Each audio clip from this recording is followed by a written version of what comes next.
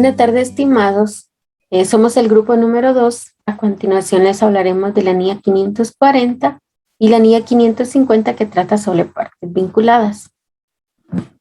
En la NIA 540 se trata de la auditoría de estimaciones contables, incluidas las de valor razonable y la información a revelar. El alcance de esta norma trata de las responsabilidades que tiene el auditor en relación a las estimaciones contables del valor razonable y la información a revelar en los estados financieros. La naturaleza de las estimaciones contables mide la fiabilidad y la naturaleza de la información que se dispone por la dirección como una base para la realización de cada estimación, la cual va a afectar directamente el grado de responsabilidad e incertidumbre asociada a las estimaciones contables. El objetivo, pues acá trata el objetivo del auditor, es obtener evidencia de auditoría suficiente y adecuada sobre las estimaciones contables reconocidas o reveladas en los estados financieros que sean razonables y la correspondiente información revelada en los estados financieros que sea adecuada en el contexto del marco de información financiera que se está aplicando. Tenemos acá las definiciones. Nos hablamos sobre una estimación contable, va a ser una aproximación a un importe, aunque no sea el dato real. La estimación puntual o rango del auditor va a ser una cantidad respectivamente que se deriva de la evidencia de auditoría. La incertidumbre en las estimaciones es aquella susceptibilidad de una estimación contable y de la información que va a ser revelada. El sesgo de la dirección es la falta de neutralidad en la preparación de la información de los estados financieros y de esta estimación contable.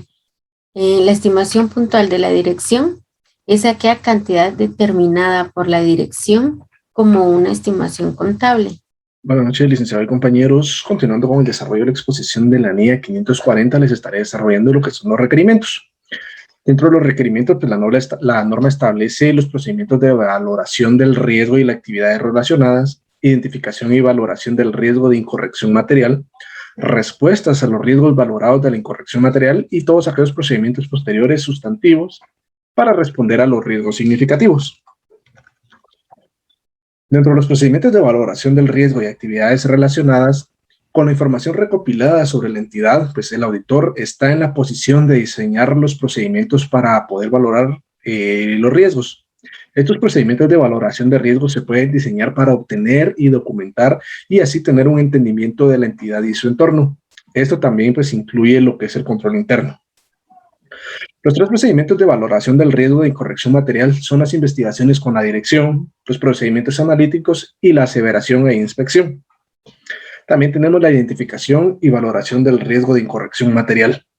El auditor debe plantear y ejecutar procedimientos de auditoría que le permitan identificar y evaluar los riesgos y las afirmaciones de la dirección en los estados financieros. Estos procedimientos por sí solos pues, no garantizan la obtención de evidencia suficiente y apropiada, por lo que es necesario complementarlos con otros procedimientos que el auditor considere pertinentes en estas circunstancias.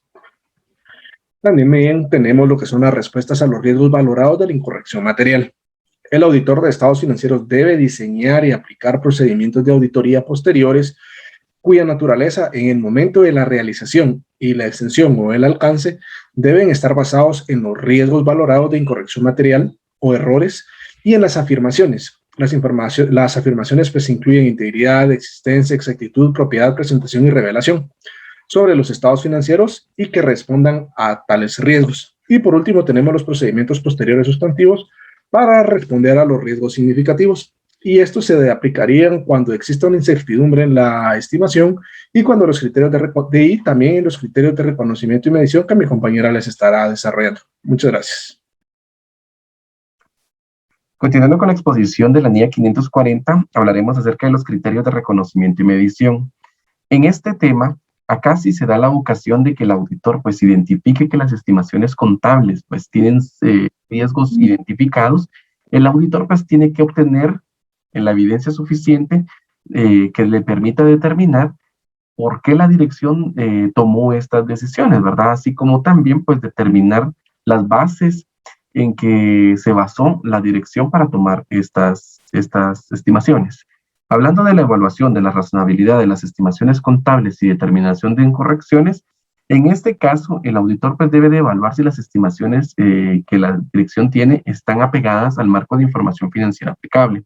En reevaluación de información relacionada con las estimaciones contables, en este caso, de la misma forma, el auditor evalúa si están apegadas al marco de información financiera aplicable y si no, pues tiene que revelarlo de alguna otra manera dicha información.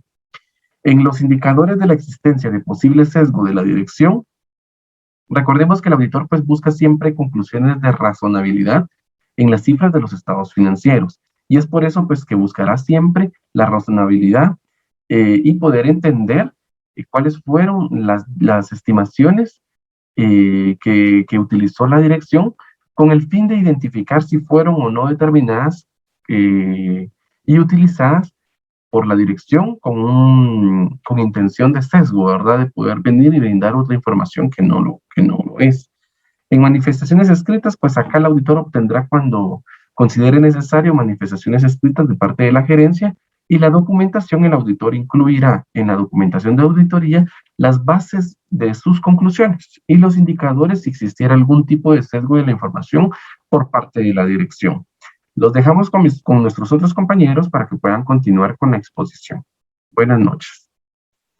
A continuación presentaremos la norma internacional de auditoría 550, partes vinculadas. Pues esta norma en sí presenta las responsabilidades que tiene el auditor frente a las relaciones y transacciones de partes relacionadas en una auditoría de estados financieros.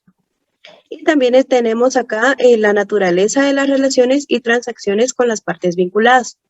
Acá las relaciones y transacciones entre partes vinculadas pues pueden implicar mayores riesgos de representación errónea, de importancia relativa de los estados financieros que las transacciones con partes independientes. ¿Esto por qué?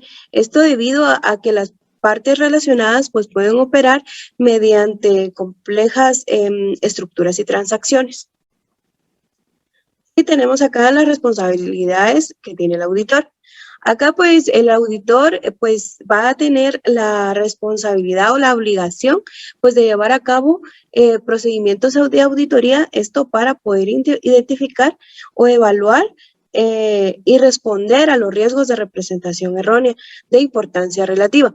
Esto que vayan surgiendo cuando la entidad pues en algún momento, ¿verdad?, no pueda revelar adecuadamente las transacciones o saldos de las cuentas de las partes relacionadas de acuerdo a los requisitos del marco de referencia, pues en este caso, ¿verdad?, permitiendo que los usuarios de estados financieros pues puedan entender su efecto en sus estados financieros.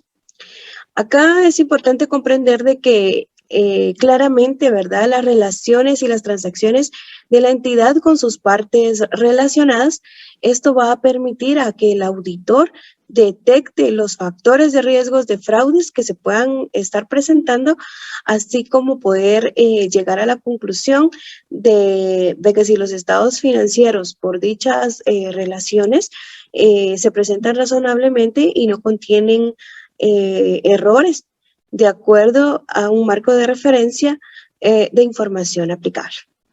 Muchas gracias. NIA 550. Objetivos de esta norma. Dentro de los objetivos, el auditor va a tener lo que es la independencia del marco de información aplicable y que éste establezca o no requerimientos sobre las partes vinculadas. Y en el caso de que el marco de información financiera aplicable sí establezca estos requerimientos, el auditor debe de obtener la evidencia suficiente de auditoría sobre si las relaciones en transacciones de las partes vinculadas sean identificadas. En las definiciones, la norma nos indica sobre dos. La primera es transacciones realizadas en condiciones de independencia mutua, que esto va a ser una transacción realizada entre las partes vinculadas y que actúan de forma independiente entre sí y persiguen sus propios intereses. También nos define lo que es una parte vinculada y lo define de la siguiente manera: una persona o una entidad que ejerce control o influencia significativa sobre la entidad que prepara la información financiera, directa o indirectamente. Dentro de los requerimientos, el auditor debe de indagar ante la dirección sobre las siguientes cuestiones: la identidad de las partes vinculadas, la naturaleza de las relaciones existentes entre la entidad y las partes vinculadas, y si la entidad ha realizado transacciones con dichas partes vinculadas durante el periodo.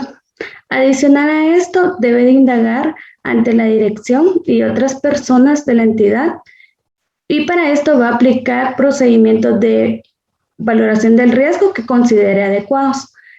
También debe de darle una atención adecuada sobre si las partes vinculadas han hecho los documentos o registros, y esto lo va a realizar durante la auditoría.